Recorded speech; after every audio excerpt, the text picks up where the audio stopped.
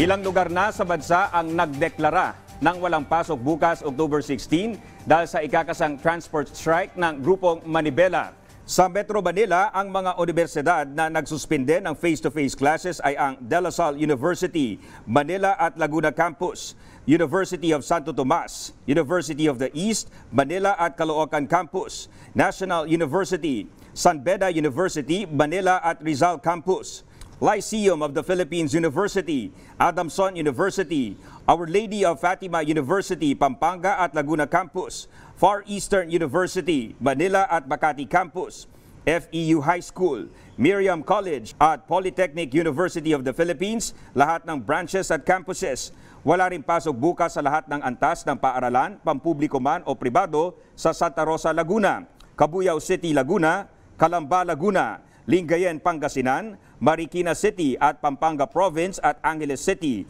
mula bukas hanggang sa Martes, October 17. Samantala, ang mga lugar naman na nagsuspinde ng face-to-face classes bukas sa piling antas ay ang Dagupan, Pangasinan mula elementary hanggang secondary sa mga pampublikong paaralan at Binmalay, Pangasinan mula preschool hanggang senior high school, pampubliko at pribado.